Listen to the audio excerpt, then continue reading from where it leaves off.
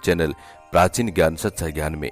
प्रिय दोस्तों, आज फिर नया वीडियो नई जानकारी लेकर हम हाजिर हुए हैं। दर्शकों, आज की कहानी दो रानी और जेठानी की शिव चर्चा की कथा है। दोस्तों, ये कहानी बड़ी मोटिवेशनल है और बड़ी प्रेरणादायक है। प्रिय साथियों, इस कथा का उल्लेख आपको शास्त्रों में देखने को मिलेगा। देवरानी और जेठानी की ये कहानी सुनने मात्र से घर में मां लक्ष्मी का आगमन होता है, गरीबी का अंत हो जाता है और ग्रह क्लेश दूर हो जाता है। प्रिय साथियों, इतनी महत्वपूर्ण आज की ये कहानी है, ये कथा है, इसको जरूर सुने। यदि आपके घर में भी रोज झगड़े होते हैं, आप गरीबी से जूझ रहे हैं, तो प्रिय दर्शकों, आप इस कहानी को जरूर सुनिएगा। आशा करते हैं कि इस कहानी को सुनने के बाद आपका जीवन खुशियों से भर जाएगा, आपके घर में मां लक्ष्मी का आगमन। प्रिय दोस्तों, वीडियो शुरू करने से पहले जो लोग हमसे नए जुड़े हैं वो लोग हमारे चैनल को सब्सक्राइब करें, बेल आइकन ऑन करें, अच्छे कमेंट किया करें ताकि हर आने वाले वीडियो का नोटिफिकेशन सबसे पहले आपको मिले और आप उसका फायदा उठा सकें। शुरू करते हैं दोस्तों आज की ये प्यारी सी पावन पवित्र कहानी, ये प्यारा सा वीडियो। प्रिय दोस्तों, ये बहुत समय पहले की बात है। किसी गांव में एक किसान रहता था। उस किसान के दो बेटे थे। किसान अपने बेटों से बहुत खुश था। धीरे धीरे समय बीता और उसके दोनों बेटे बड़े हो गए। फिर उस किसान की बड़ी बहू घर में आ गई। फिर वे बड़ी बहू सुबह उठकर सबसे पहले चूल्हा जलाती थी और घर में झाड़ू लगाती थी। प्रिय दोस्तों, उसकी सासू माँ भी यही कहती थी कि झाड़ू लगाने की क्या जरूरत है, पहले भोजन बनाना चाहिए, इसके बाद झाड़ू लगाना चाहिए। और फिर उसकी बड़ी बहू बहुत खुश हो जाती और कहती कि मेरी सासू माँ तो बिल्कुल मेरे जैसी है, हम दोनों की खूब जमेगी। बहू खाना बना लेती और खाना खा लेती, इसके बाद झाड़ू लगाती। पहले वे बर्तन तक नहीं धोती थी, पहले वे बर्तन तक साफ नहीं करती थी, बर्तनों को भी नहीं धोती थी और भोजन बना लेती थी। वे सबको भोजन बासी आंगन में ही करा देती थी। माता लक्ष्मी दरवाजे पर आकर लौट जाया करती थी। माता लक्ष्मी क्रोधित होकर कहती कि इसके घर में मैं कैसे जाऊं। दिन प्रतिदिन किसान के घर से माता लक्ष्मी बाहर होती जा रही थी। धीरे धीरे उनके घर में धन संपत्ति की कमी हो रही थी। कुछ समय बीता, फिर एक दिन किसान ने सोचा कि मैंने एक बेटे का विवाह कर दिया है और बहू भी घर में आ गई है। वह घर में काम करती है और खेतों में भी काम करती है। अब दूसरे बेटे का भी विवाह कर दूंगा और दूसरी बहू भी घर में आ जाएगी। तब तो मेरा परिवार और भी बढ़ जाएगा और हमें बहुत अच्छा लगेगा। प्रिय दर्शकों, फिर किसान ने दूसरे बेटे का विवाह भी कर दिया और जब बहू घर में आई तो वह बड़ी सुंदर थी, सुशील थी। सारे परिवार वाले उसे देखकर बहुत खुश थे। फिर दूसरे दिन जब सवेरा हुआ तो छोटी बहू ने एक झाड़ू लेकर पूरे आंगन में झाड़ू लगा दी। प्रिय दर्शकों, सभी घर वाले उस वक्त सोए हुए थे। फिर उसके बाद उसने स्नान किया और फिर अपने बक्से से भगवान शिव की तस्वीर निकालकर उस तस्वीर के सामने घी का दीपक जलाकर आरती करने लगी। अब उसके सास, ससुर, जेठानी सभी आरती सुनकर उठ गए और कहने लगे, अरे बहू, अभी तो 5 बजे हैं और तुम उठकर ये क्या कर रही हो? ये क्या फालतू के ड्रामे कर रही हो? फिर बहू ने कहा कि मैं कोई ड्रामा नहीं कर रही हूँ, मैं तो भगवान की पूजा पाठ कर रही हूँ और उनकी आरती कह रही हूँ। सुबह सुबह उठते ही मैं तो प्रतिदिन पूजा पाठ करती हूँ। अब तो उसके सास, ससुर और जेठ जेठानी सभी नाराज हो गए और कहने लगे, यहाँ पर तुम्हारी पूजा पाठ और भगवान की भक्ति नहीं चलेगी। सभी ने ऐसा कहा, अगर फिर भी तुम पूजा पाठ करोगी तो ठीक है, हमें सुबह 7 बजते बजते भोजन तैयार चाहिए। अब तुम कैसे करोगी ये हम नहीं जानते हैं।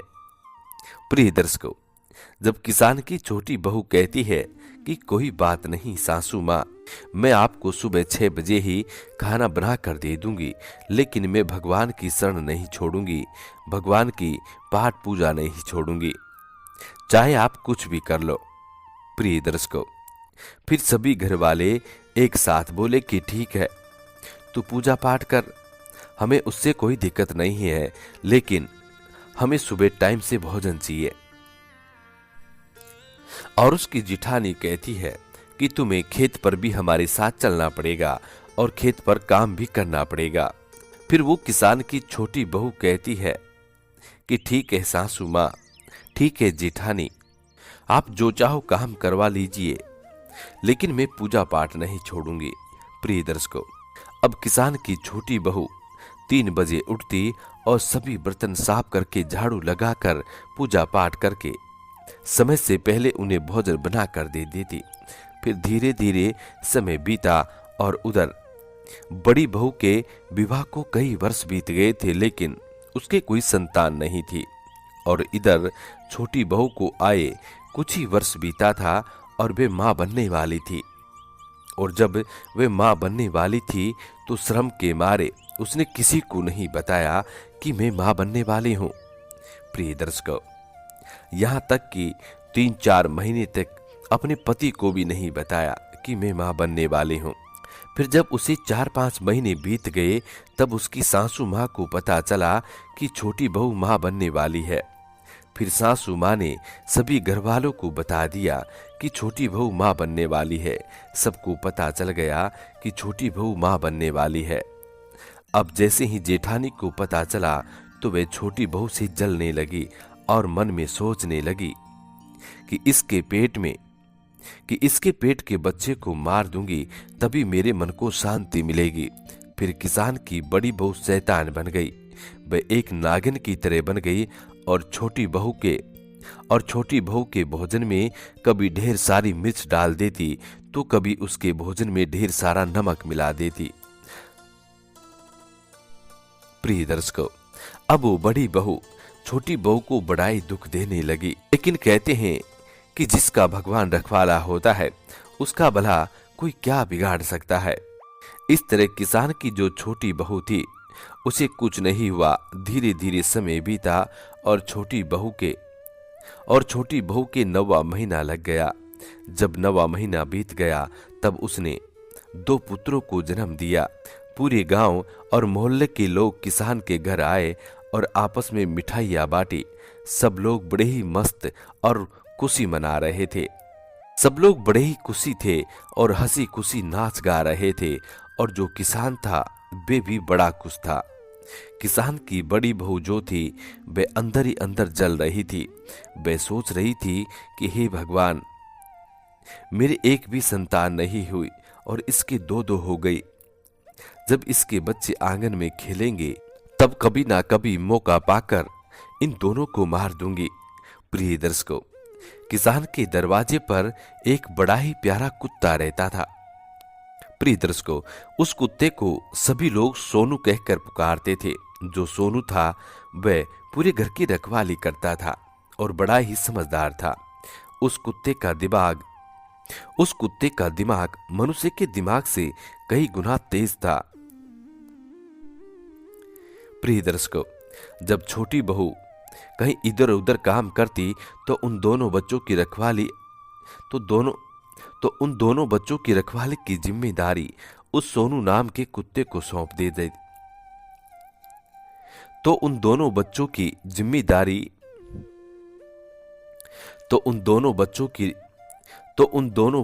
रखवाली की जिम्मेदारी उस सोनू नाम के कुत्ते को सौंप देती थी। और वे कुत्ता भी उन बच्चों को छोड़कर कहीं नहीं जाता था।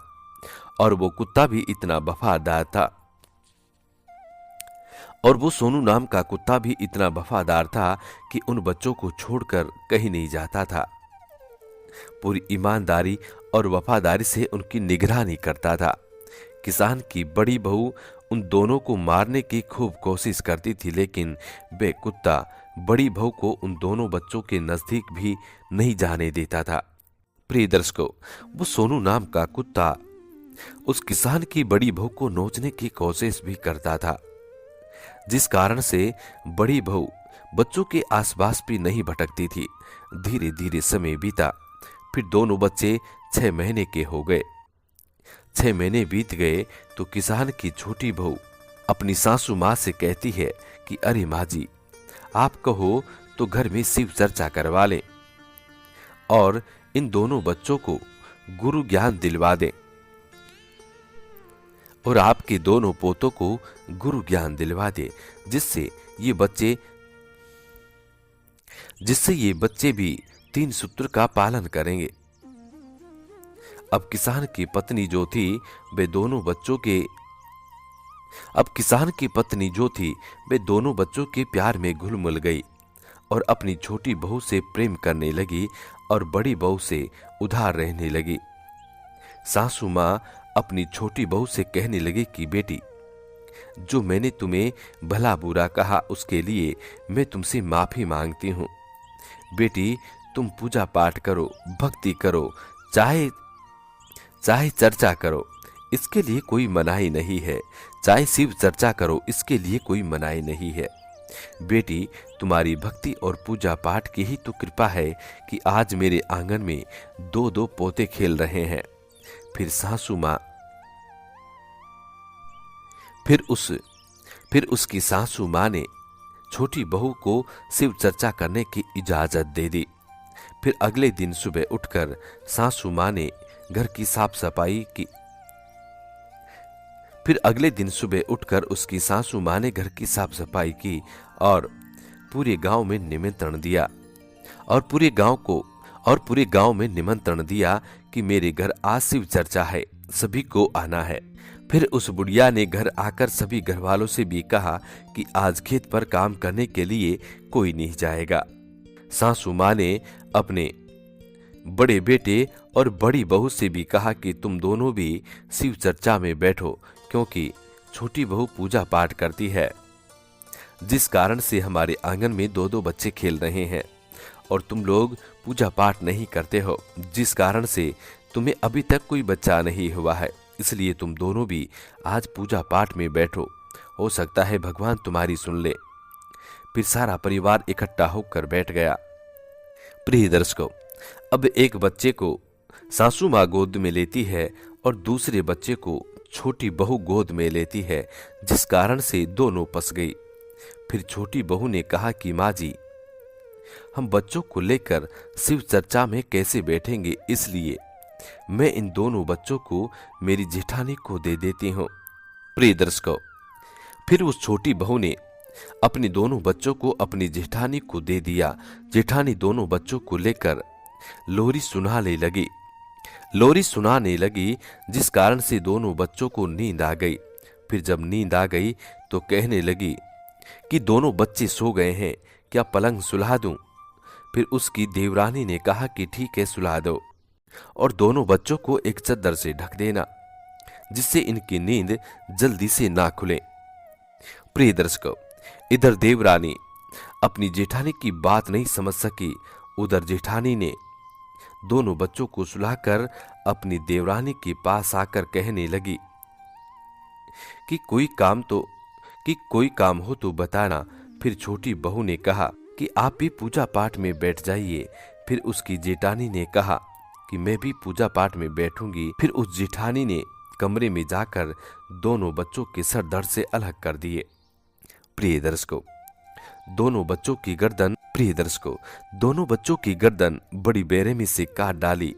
बच्चे नींद में सोए हुए थे, नवजात शिशु थे, उनके मुख से चीख तक नहीं निकली। प्रिय दर्शकों, फिर दोनों बच्चों को चादर से ढक दिया और चुपचाप जेठानी दरवाजे बंद करके शिव चर्चा में आकर बैठ गई। बार बार छोटी बहू दीपक जला रही थी, लेकिन दीपक नहीं जल रहा था। दीपक बार बार बुझ रहा था। कभी भगवान की तस्वीर नीचे गिर रही थी तो कभी पूजा का सामान नीचे गिर रहा था। सभी लोग कहने लगे कि बहन, ये क्या अपशकुन हो रहा है, बार बार दीपक बुझ रहा है, क्या कारण है? लोग कहने लगे कि भाई शायद हवा चल रही है, इसलिए दीपक नहीं जल रहा है, चलो शिव चर्चा शुरू कर दो। प्रिय दर्शकों, दीपक तो बुझा हुआ ही था और उन लोगों ने शिव चर्चा शुरू कर दी, लेकिन चर्चा में किसी का भी मन नहीं लग रहा था। धीरे धीरे शिव चर्चा समाप्त हो गई। जब शिव चर्चा समाप्त हो गई तो देव ऋषि नारद कैलाश पर्वत पर भगवान शिव के पास पहुंचे और कहने लगे कि हे भोलेनाथ, आप तो समाधि में खोए हुए हैं, आप जरा आंखें खोलकर देखिए। फिर भगवान शिव ने देखा कि बड़ा ही अनर्थ हो गया है। फिर नारद ने कहा कि प्रभु, जिसने ये अनर्थ किया है उसको सजा मिलनी चाहिए, और जिसने पुण्य किया है उसको पुण्य मिलना चाहिए। आप तो कहते हैं कि जो आपको सच्चे मन से पुकारता है उसकी पुकार आप जरूर सुनते हैं। हे प्रभु, उस औरत के बच्चे मरे हुए हैं और वह औरत चर्चा में बैठी हुई है। सभी लोग शिव चर्चा कह रहे हैं। हे प्रभु, वो ये सब क्यों कर रही है? वह खुद के लिए नहीं कर रही है, उसके बच्चों के लिए और उसके घर परिवार की सुख शांति के लिए कर रही है। फिर भगवान शिव और नारद मुनि दोनों वहां से चल दिए और दोनों सन्यासी का रूप धारण करके उस शिव भक्त औरत के द्वार पर आकर खड़े हो गए और अलख जगाने लगे। फिर उन लोगों ने देखा तो कहने लगे कि अरे, तुम्हारा भाग्य बड़ा अच्छा है जो तुम्हारे आंगन में इस समय 2 सन्यासी आ गए हैं। तुम शीघ्र जाओ और इन्हें अंदर लेकर आओ। घर के लोग गए और जाकर कहा कि चलिए बाबा, अंदर चलिए। फिर तुरंत भगवान शिव और नारद मुनि, जो भेष बदले हुए थे, दोनों अंदर आ गए। तब तक शिव चर्चा खत्म हो चुकी थी और प्रसादी बंटने की तैयारी कर रहे थे, और इधर भगवान शिव और नारद मुनि आंगन में विराजमान हो गए। और इधर जेठानी ने अपना रंग दिखाया और चर्चा में आए हुए लोगों से कहने लगी, अरे देख क्या रहे हो, इनको मारो, ये कोई साधु नहीं है, ये बच्चे चोरने वाले हैं। फिर कुछ लोगों ने कहा कि नहीं, ऐसी कोई बात नहीं है, ये दिखने में तो साधु महात्मा ही लगते हैं, बच्चे चुराने वाले थोड़ी हैं। और कुछ लोगों ने कहा कि हाँ, ये चोर है, ये बच्चे चुराने वाले ही हैं। फिर कुछ बुजुर्ग लोगों ने कहा कि बाबा बैठो, प्रसादी खाकर ही जाना। फिर वो किसान की पत्नी अपनी छोटी बहू से कहती है कि बहू, जब से शिव चर्चा में बैठी हो 3-4 घंटे से ऊपर हो गया है, लेकिन तुमने अपने बच्चों को दूध नहीं पिलाया है। बहू ने कहा कि माँ जी, मैं काम में व्यस्त थी इसलिए बच्चों को दूध नहीं पिला सकी। फिर छोटी बहू जैसी कमरे के अंदर गई तो देखकर हैरान रह गई। उसने देखा कि दोनों बच्चों के सर कटे हुए और पूरा बिस्तर खून से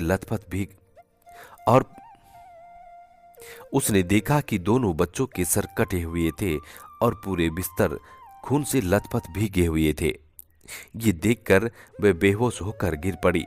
फिर उस किसान की छोटी बहू वापस बाहर नहीं आई तो उसकी सासू माँ ने जाकर देखा तो बहू बेहोश होकर पड़ी हुई थी और दोनों बच्चे मरे हुए। ये देखकर सासू माँ जोर जोर से रोने लगी। उसे रोते हुए देख सभी लोग इकट्ठा हो गए। फिर वे दोनों सन्यासी भी कमरे के अंदर चले गए और जाकर के भगवान शिव ने अपने कमंडल से जल के छींटे लगाए। जैसे जल के छींटे उन बच्चों पर लगे तो दोनों बच्चे रोने लग गए और उन बच्चों के रोने की आवाज सुनकर उनकी मां भी खड़ी हो गई। भगवान शिव के आशीर्वाद से वो बच्चे फिर से स्वस्थ हो गए। अपने दोनों बच्चों को सीने से लगा लिया। किसान की छोटी बहू जैसी बच्चों को उठाती है, दोनों बच्चों को सीने से लगा लिया।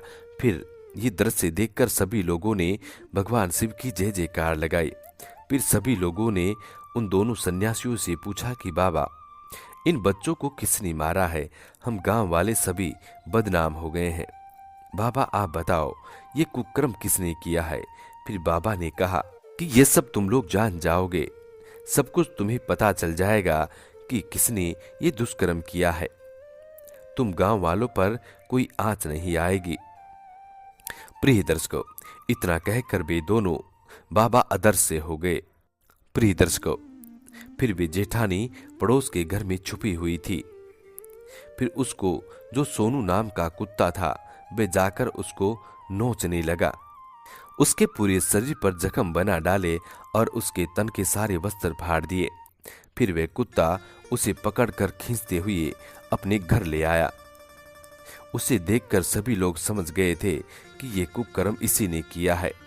फिर छोटी बहू ने उस कुत्ते से कहा, अरे सोनू, तुमने इन दोनों की रखवाली नहीं की। फिर उस सोनू नाम के कुत्ते ने सिर हिलाते हुए कहा कि नहीं, तुमने बच्चों को मेरे हवाले नहीं किया, तुमने बच्चों को इस डायन के हवाले किया था। इसी ने तुम्हारे साथ विश्वासघात किया है। प्रिय दर्शकों, फिर छोटी बहू ने कहा कि हे भोलेनाथ, ऐसी जेठानी कभी किसी को मत देना। एक तो खुद की संतान नहीं है और दूसरे की संतान को देखना भी नहीं चाहती है। ये औरत नहीं, औरत के नाम पर कलंक है। फिर उस किसान के बड़े बेटे ने अपनी पत्नी से कहा कि तुम जल्दी से जल्दी अपने कपड़े बांधो और इसी वक्त तुम्हारे मैके चली जाओ। मुझे ऐसी पत्नी नहीं चाहिए। तूने एक हंसते खेलते परिवार में आग लगा दी। प्रिय दर्शकों, फिर सभी लोग उस जेठानी को घर से बाहर निकालने लगे तो छोटी बहू ने कहा कि देखिए जेठ जी, मैंने इसका सब कसूर माफ कर दिया है। अब आप दोनों भगवान शिव की शरण में गिर जाइए और भगवान को गुरु बना लीजिए। जेठ और जेठानी दोनों भगवान शिव की शरण में गिर गए और दोनों ने भगवान शिव को गुरु बना लिया और फिर 3 सूत्र का पालन करने लगे और सच्ची भक्ति करने लगे। हृदय से भगवान को पुकारा, हृदय से भगवान को पुकारने लगे। फिर कुछ ही समय बाद भगवान शिव ने उनकी पुकार सुन ली और उस किसान की बड़ी बहू को भी संतान सुख मिल गया। प्रिय दर्शकों, आज की कहानी यह समाप्त होती है। साथियों, कहानी पूरी सुनने के बाद भगवान शिव को मन ही मन चिंतन करें, उनका ध्यान करें और कहें कि हे प्रभु, जिस तरह बड़ी बहू और छोटी बहू का आपने साथ दिया है, उनकी दरिद्रता दूर की है, पुत्र धन दिया है, संतान सुख दिया है, वैसे सभी को दे। प्रिय दर्शकों, इतना कहकर संकल्प करें कि मैं भगवान की पूजा करता रहूंगा, उनका चिंतन करता रहूंगा। प्रिय साथियों, आज की वीडियो, आज की कहानी, ये शिव चर्चा की कथा यहाँ समाप्त होती है। आशा करते हैं कि आज की ये कथा आप लोगों को बेहद पसंद आई होगी और इस कथा से आप ढेर सारे लाभ उठाएंगे। मिलते हैं साथियों आने वाले नेक्स्ट वीडियो में। तब तक अपना ख्याल रखें। जी नमस्कार, धन्यवाद।